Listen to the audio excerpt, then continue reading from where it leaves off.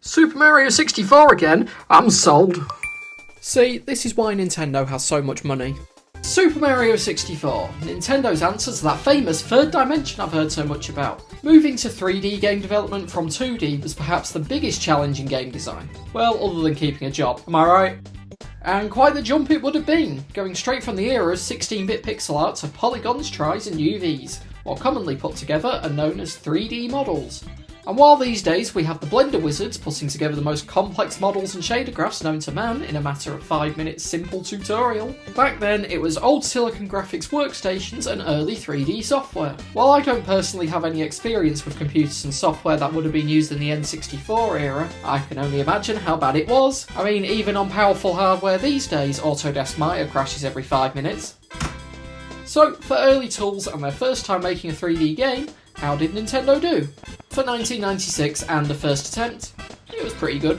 My first 3D modelling attempt was a chess piece with holes in it, so the fact that they got playable and even dare I say well designed levels out of it, that's impressive. If new technology completely changing the way games are made came out these days, Sony would have it as their entire advertising campaign instead of actually using it, Microsoft would be too busy turning it into a subscription service, and Nintendo wouldn't even try to use it for the next 20 years. There were always rumours about that the game started development on the Super Nintendo, taking advantage of the Super FX chip, which is most notably used in Star Fox. This allowed a very early, basic form of 3D gameplay and visuals on the 16-bit system. This wasn't proper 3D games, but it did provide a look at what could be next, and many believe that Super Mario FX was the name of a planned title to use the chip. This is pretty much confirmed to be false though, as Miyamoto stated that he only ever thought about making a 3-dimensional Super Mario game with the Super FX chip. So, going into the N64 and Nintendo's first 3D system, Mario had to be there at launch to show how it was done, and Super Mario 64 launched alongside the Nintendo 64 in 1996, marking the first of many releases for the game. Let's start playing the thing then. Bold move putting Mario's clearly severed head as the first thing all the kids playing the game would see. Go Nintendo, always the family-friendly gaming company. Now, from a design perspective, it makes perfect sense why this is the first thing to be seen. As it was many people's first 3D game, it made sense to introduce the idea of a 3D model in a simple way. Even if the player wasn't aware they could bring up a cursor and mangle Mario's facial features into a complete state, just watching the default animations play out was enough to show people this man is in 3 dimensions, and it would really show the step up from 16-bit era pixel art. Pressing start and selecting a save file, we go straight to Princess Peach reading a letter to Mario from the heavens up above, clearly giving the spoiler that she got a game over already. I mean, look, she even vanishes like a ghost. Now, of course, she's inviting Mario for some cake, and Mario being the sugar addict he is coming straight out of the first direct warp pipe to the castle. But there's something pretty important happening in between. Lakitu is seen flying around the castle ground with a camera on the end of a fishing rod. Now, at first glance this seems like just your regularly scheduled Nintendo stuff, but this was actually a really clever way of introducing a player-controlled camera to video games for the first time. For people that had never played a 3D game before, the concept of being able to move the screen to look around this 3D environment at any angle could have been made overly confusing and be the thing to put people off 3D games, or make it so player-controlled cameras would never be used. So, Nintendo settled with the concept of having Lakitu follow Mario around with a camera, and the idea was that the C buttons on the N64 controller would move Lakitu around Mario. And of course, whatever was displayed on screen was what Lakitu's camera was filming. This approach was definitely a little hit or miss with people playing the game. I know that when I first played Mario 64, I had no idea that Lakitu was representing the camera. But hey, that's probably just down to kids not paying attention to cutscenes or text in games. But more on that later. Moving on to getting Mario to move in 3 dimensions. Again, something we're all perfectly fine with now, but back then it was a completely new concept. Nintendo decided to go with using an analog stick for the very first time, and this was quickly explained to be the method of moving Mario around.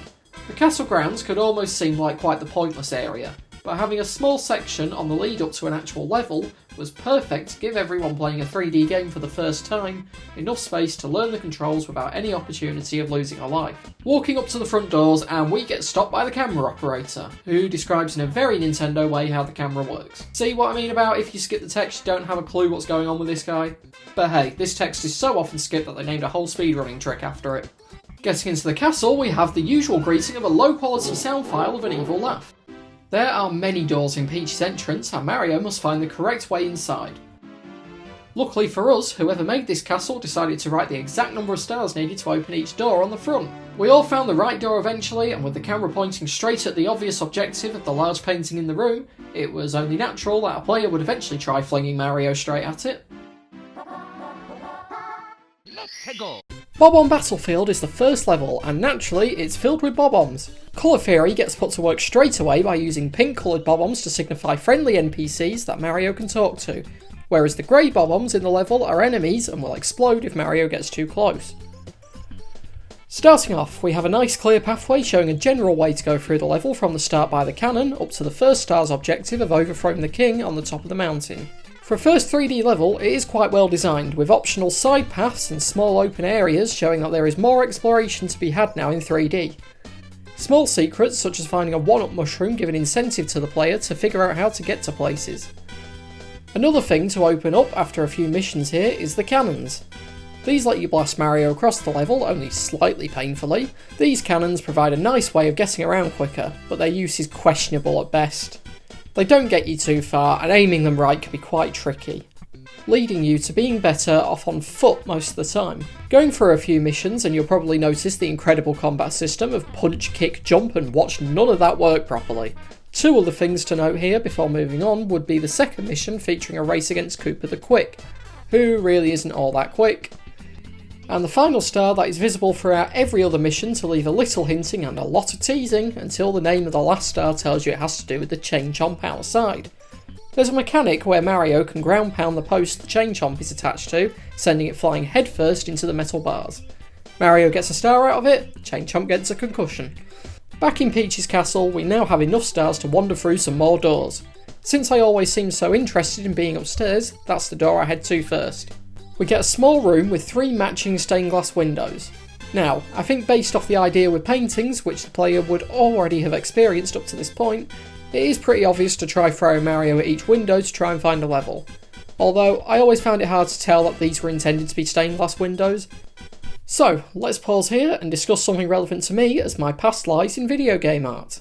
The wonderful graphics of this game. Early 3D games in general don't really hold up in the visuals department. N64 and PS1 era games are very obviously low poly with little attempts to hide it. While this is sort of being used as an aesthetic in the modern era, it doesn't hold up in the same artistic sense as pixel art does.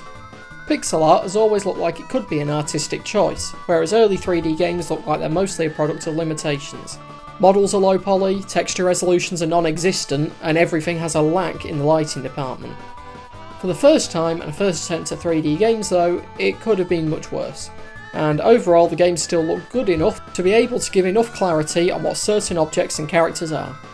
But let's get it clear from a game dev perspective, Mario 64 artistically does not look good, even compared to other N64 games on the whole. But what it was a first 3D game by Nintendo, and it looked good enough to blow everyone away back in the 90s, and judging by the promotional artwork, the visuals lacking in some areas is certainly not down to lack of effort by any artist. The later games on the system looking better just shows what practice and experience can do, and even then, it wasn't a massive leap up. It's a simple matter that games from this time look dated, but if the rest of the game is fun, that doesn't really matter. Now, where were we? Oh yes, Mario getting flung at more solid objects. Finding the correct window on the right side of the room, Mario gets through to Princess Peach's secret dungeon. Slide. Pretty simple objective, get to the bottom. I believe these slide levels are supposed to be the developers showcasing the physics system in 3D by creating surfaces that cause Mario to slide. Good way of showing it off though, some of the best missions in the game. This is one of 30 secret stars that I found throughout the game. These stars have no place on any mission select screen and are just hidden around, some more than others. In the secret slide level, there is a star in the box at the bottom of the slide. But if you finish a slide in under 21 seconds, then a second star appears. This always felt like a cool secret to find, but there really wasn't any hinting to it. Same goes for a lot of the secret stars. There's very minimal to point you in the right direction. Well, outside of some obscure text from a toad or something. Yeah, that's another thing to point out. There are these transparent toads hanging about the castle. Why are they see-through? Who knows? I never figured out why. Anyway, these toads, along with the signs found on various walls, would be the cause of me getting overly confused on how to find some secret stars in the game when I first played it at around 8 years old. Going through the rest of the levels available in the castle entrance, we have Bob-omb's Fortress, which showcases good open-ended level design straight away by having clear multiple pathways to take from the start. The obscure hints at star locations return here, with the final star, Blast Away the Wall, which is supposed to use the cannon to send Mario headfirst into the corner of the further away wall to the right. Yeah, good luck figuring that one out. Moving on, we have Jolly Roger Bay, the first water level in the game. As a water level goes, it does the job. And Mario controls pretty well in the water, again considering this is the first 3D Mario. A mechanic involving treasure chests gets subtly introduced in the first mission by opening 4 chests in order to drain the water out of the pirate ship. This is then brought back in a later mission to spawn the star in the cave. Introducing a mechanic and having the player use it again later is a good way of building puzzles. Something not so well built is the giant eel. This mission is a little broken at best. This eel doesn't seem to be consistent at all on leaving the hole in the wall. Now, there is something else that shows up here as well as in the first level, Bob-omb Battlefield. That being a mission that requires the player to return after unlocking a new ability. So, how do those new abilities come about? Well, around this point in the game you should have 12 stars and notice a white light shining down in the castle entrance. Again, this gives you probably just enough of a hint to start trying things. But what you're supposed to do is press C up on the controller to enter this zoomed in view where you can aim the camera with the analog stick. You then have to look up at where the light is coming from, and Mario's bad day gets worse as he is teleported into the sky with only 2 flimsy wings on his cap to keep him from falling. There are 8 red coins to be found here, which can be collected for a secret star. Since I haven't mentioned it yet, 8 red coin missions are everywhere in this game. You have to find 8 red coins throughout the level to make a star spawn. They're also in every secret level you find except for Peach's slide. The wing cap and the other abilities we'll get to later are all time restricted. The hint on how much time is left comes with the music stopping and a sound effect playing to say, "Quick, these wings will be gone in 2 seconds." Flying around the sky here, you'll find that the controls are quite janky and not all that amazing. Whether you decide to go for the red coins or not, you will probably end up landing on the tower in the middle with a large red switch. Jumping on the switch will make all the red item boxes available for use. Going back to Bob-omb Battlefield, you can now use the wing cap to complete the mission Mario Wings to the Sky.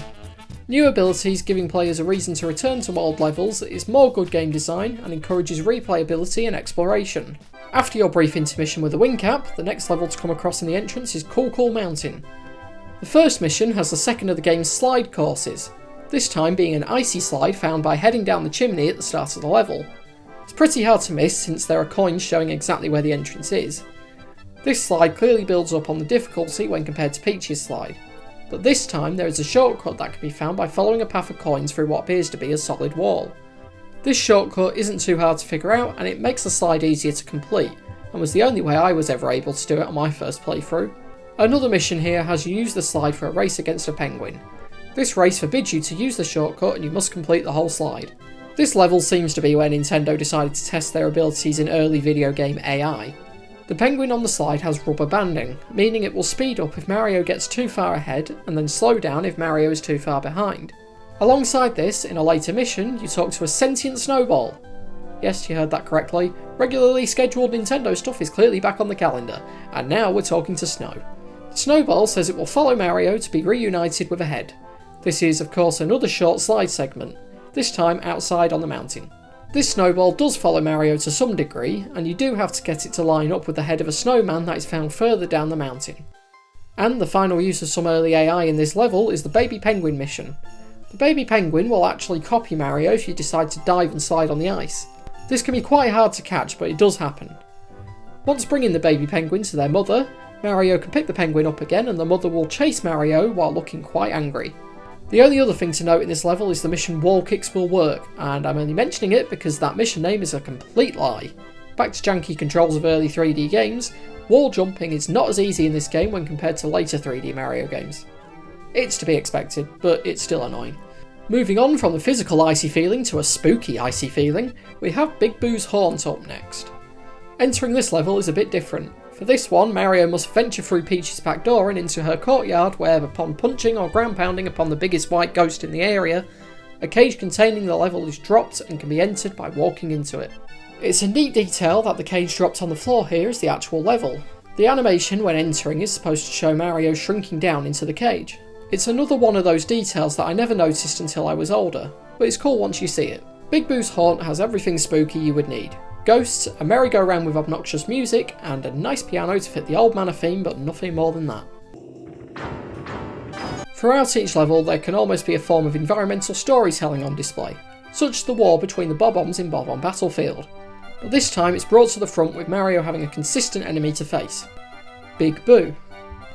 We fight them in the downstairs, we fight them in the basement, we fight them on the roof, and every time is more anticlimactic than the last. Alright, well once we've finished playing with the haunted white balls of the courtyard, we can head back inside Peach's back door, down the tunnel and up the stairs and straight through the double star door. This door only needs 8 stars to open, so we didn't need to get every star in the levels we've played so far. Heading inside, we see what appears to be another level entrance, this time being a painting of Princess Peach. This sort of familiarity when approaching what is otherwise a different type of area makes it more accessible to the player. But then let's add a couple of twists to throw them off. In this case, the painting changes to Bowser as you approach a hidden trapdoor in the floor, adding just that final touch of shock and uncertainty as Mario falls feet first into the first Bowser level, Bowser in the Dark World. These Bowser levels are more linear.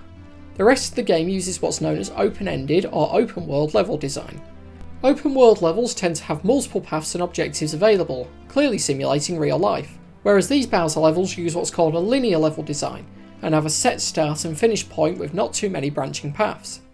Bad for exploration, good for preventing getting lost.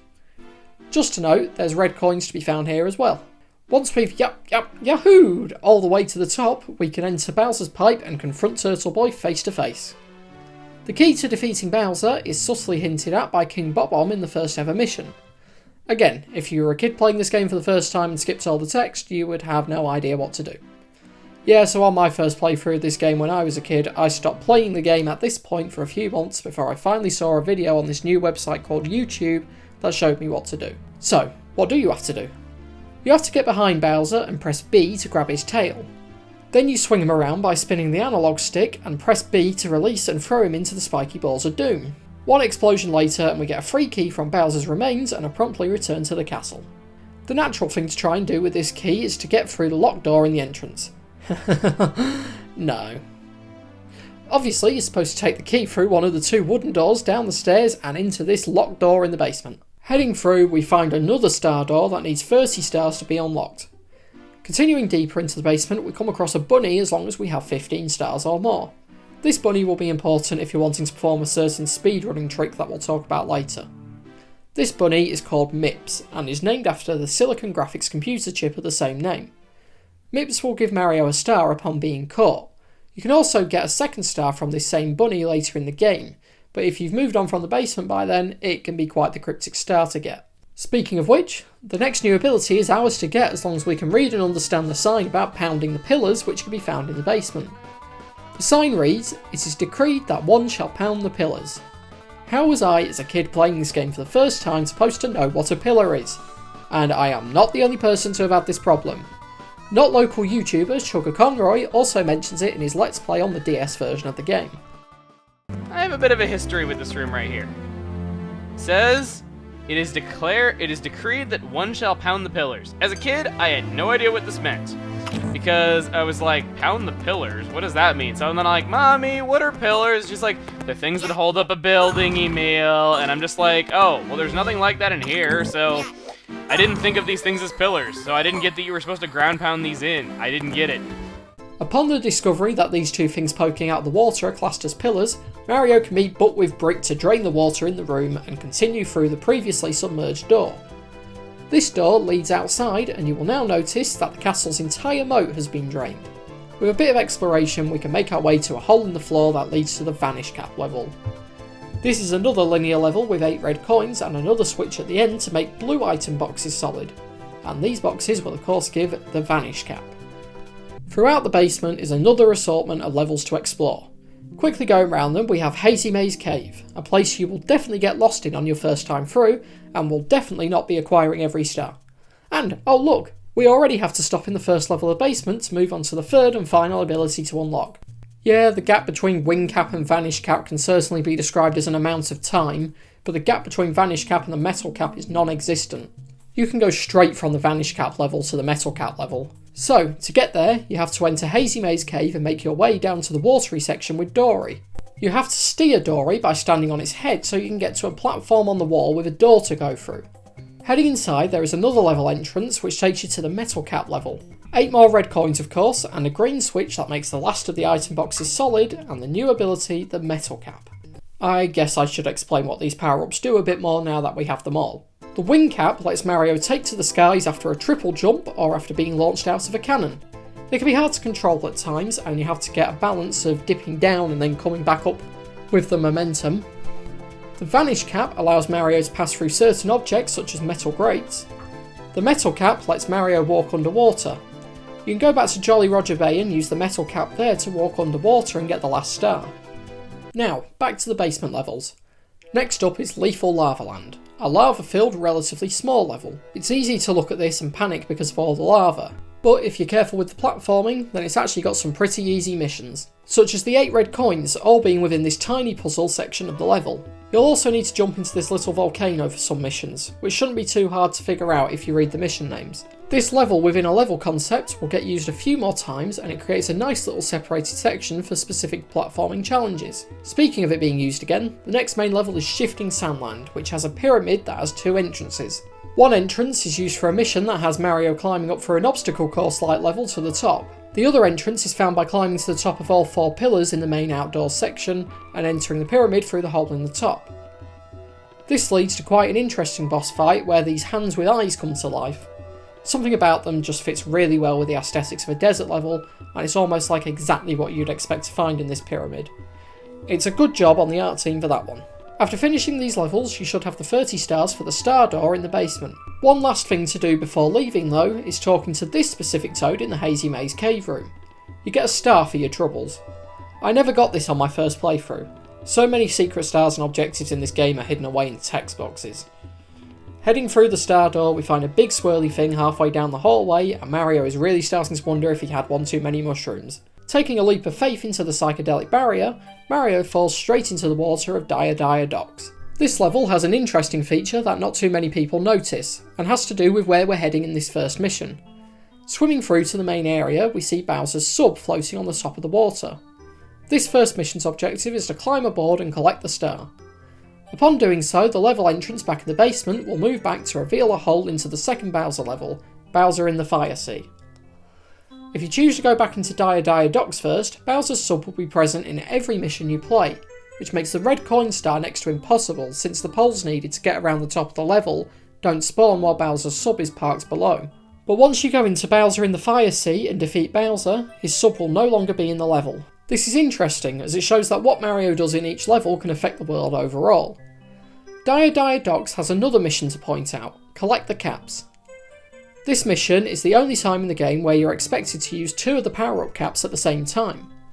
You're expected to use the Vanish Cap so you'll be able to get through the cage holding the star, but you're also expected to use the Metal Cap to sink quickly to the bottom of the water. If you're alright with the swimming controls though, you can do it with just the Vanish Cap. But still, it's nice to see what it looks like when Mario has 2 caps on at once. So, Bowser in the Fire Sea is our ticket out of the basement. It's another linear level with an optional 8 red coin star just like the last Bowser level. This level has a key mechanic of things rising and sinking in lava, such as various platforms and poles only being usable at certain times. At the end, we head down whatever this thing is to go and fight Bowser. You defeat him in the same way as last time, with the only difference being a few new attacks from Bowser. But after getting the next key from him, we can finally ascend through the upstairs locked door and head up to the upper floor of the castle. Up on higher ground, we find numerous paintings which made me on my first playthrough think that we had another 50 levels to go.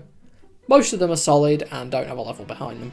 Alongside all the paintings, there's another toad up here that will give you a free star for talking with him. There's also the usual star door, this time requiring 50 stars to open. There's also 2 more doors that don't have a star requirement. Going in the correct order, the first level up here is Snowman's Land. which is found in the mirror room by being able to spot that the snowy painting in the mirror is just an empty wall outside of the reflection. So, throw Mario at what should be yet another solid wall, we end up in a lot of snow with two big eyes staring down at us. Another cool feature here is the igloo. There's a small igloo that you need to enter to get a star. You even have to crawl through the small entrance. On the inside, it is much bigger, and the goal is to use the vanish cap to get through the ice containing the star. Other than that, I'd say Cool Mountain was probably the better snow level. Moving on to yet another water level. Wow, 3 already, they really love these things. This one works a bit different though. This level is called Wet Dry World, so therefore indicating it can be wet and it can be dry. This is first determined by how high Mario collides with the painting. Jumping at the top and the water level will be high. Jumping at the bottom and the water level will be low. This could be a nightmare of a level to play through if that was the only way of setting the water level, but luckily Nintendo thought of that and added these crystal taps which can change the water level when touched. Outside of this relatively meh mechanic, this level has always been called out of place by many people playing the game. And yeah, I do kinda see it. It does just have a different feel compared to the other levels. The background skybox being a real image of a real town is weird. The brown and grey colour palette and the weird ways of manoeuvring around, it just feels off. There's just something about it that sticks out in a playthrough of the game, and I always see it as the divide between the first half of the game and the second half, even if it isn't the actual halfway point. Wet Dry World is a strange place with a weird setting and environmental storytelling that suggests something bad happened here, but we don't know what. Add in the music, which is reused from Hazy Maze Cave, and the place feels distinctly unsettling compared to other levels. Another thing found here is Water Town, which you get to by blasting out of the cannon into the tunnel in the corner. Water Town is even more creepy than the rest of the level. You come in with it flooded, and even upon draining the water, it looks like an abandoned place with boarded up buildings, all contained in a cramped dark hole in the corner of Wet Dry World. This level deserves its own video, so we'll leave here for now. After the discomfort of Wet Dry World, we come to the next level, Tall Mountain, which has almost every mission revolve around climbing most of the way up through the same obstacles. Two missions stand out, however. These being Blast to the Lonely Mushroom, which has you find a hidden teleport spot on a small mushroom and then walk across a tiny pathway to a cannon, which you have to line up perfectly to land on the Lonely Mushroom. The other star here that stands out is the last slide level in the game. By jumping into the wall most of the way up the mountain, Mario gets teleported to the black abyss of terrifying artwork and must slide to the bottom. There's a sharp turn that comes up part way down that if you miss it, you are greeted by a horrific loss of life. Another thing to point out with this slide though is the number of coins you can get from it. I haven't mentioned it yet, but another type of star found in every main level is a 100 coin star. These stars will appear as soon as Mario collects 100 coins in a single mission.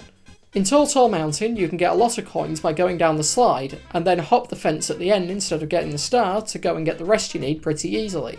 Another thing in this level is Yukiki the monkey. Yukiki will try to jump at Mario and steal his hat, which will lead to all sorts of unlucky scenarios for Mario, such as not being able to use any of the power-up caps. This is permanent as well. If Yukiki steals Mario's hat, it will be missing until you head back to Tall Mountain and catch the monkey. Continuing on, the next level is Tiny Huge Island. This level has a mechanic of changing between the tiny island and the huge island. This is done by jumping in either the big painting or the small painting in the castle, or by entering a warp pipe in the level itself. Other than that, there's not too much different going on when actually just trying to get the stars. Wiggler makes an appearance as a boss fight, Koopa the Quick pops up again, and fine, the obvious question for a game dev, how do they make the level change size? Well, it's actually two separate levels with the same layout, just one is big and the other is small. When you enter the pipes, it switches between the two levels, and it can do this all without a loading screen because the N64 used fast loading cartridges. Moving on, we should now have at least the 50 stars required for the next star door, which this time, instead of leading us straight to another Bowser level, it just leads us into the top floor of the castle, which contains the remaining two main levels and another star door. First of all, by trying this next star door, you're told you need 70 stars, but the door opens anyway. This time you are presented with the endless stairs, and the only way to stop them being endless is by having the 70 stars. So, heading back out and taking a dive into this clock, we find the next main level, Tick Tock Clock.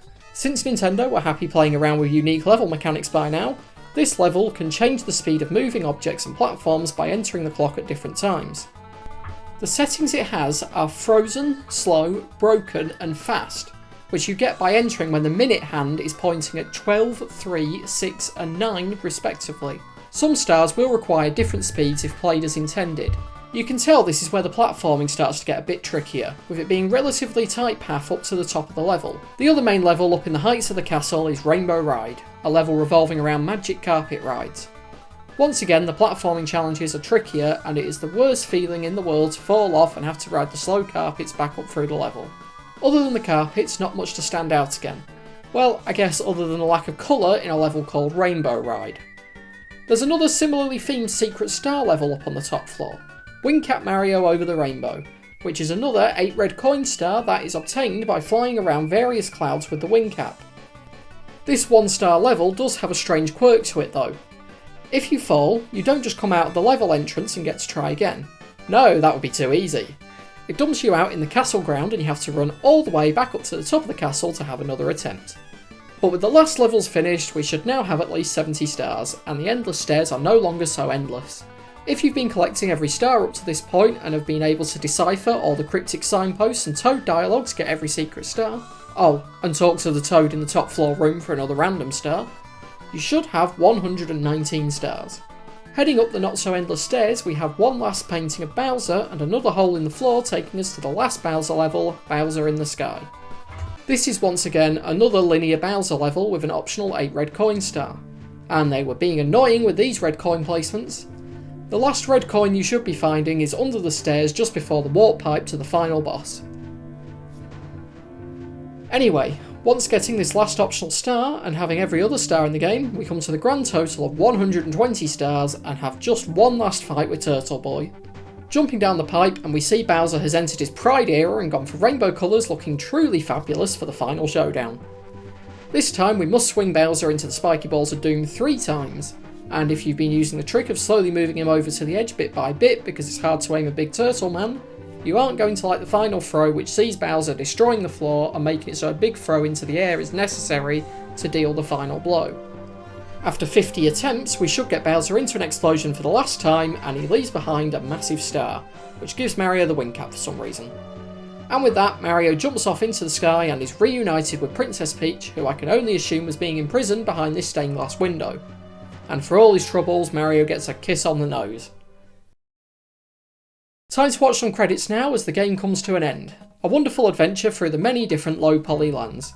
It saw overall good level design, a good to control Mario, and the main point of criticism being the secret stars being a little too secret for someone who never read a single word of this game's text on their first playthrough. But what if we're thinking that it took too long to get here? Well, good news. Super Mario 64 is a very popular speedrunning game, and this is where the cracks of an early 3D game start to show. There are many ways to speed through this game with as many or as little stars as you like, but the most famous one I'll briefly cover here is the 16 star run. This sees you gather 15 stars from the early levels in the castle entrance and facing Bowser for the first time to get the key to the basement. Since we have 15 stars, Mips is here waiting. If you catch Mips and instead of taking the star and running you pick the bunny up again and take it back to the door, you can drop Mips in a certain way that gets Mario stuck in the door. You can then grab Mips again and place them on the other side of the door, and a bit of moving around to free Mario. We can then pick Mips back up and head to the 30 star door. We can use the same trick to get through the 30 star door, then collect 1 star in Diadox to open Bowser in the Fire Sea. We can then get the second key and head up to the upper floor with only 16 stars. Going further shows the real programming oversight. There was never any code putting a cap on Mario's speed when he's going backwards, which means the game could end up calculating Mario's position as being on the other side of a solid object if he's moving backwards quick enough. This speed can be gotten by performing a backwards long jump on the staircase leading to the 50 star door. This will get Mario through to the top floor, and then to the endless stairs. The endless stairs are easy, one more backwards long jump and it forgets to loop the stairs and you can get into the final Bowser level with only 16 stars. From there it's just defeating Bowser and watching the credits.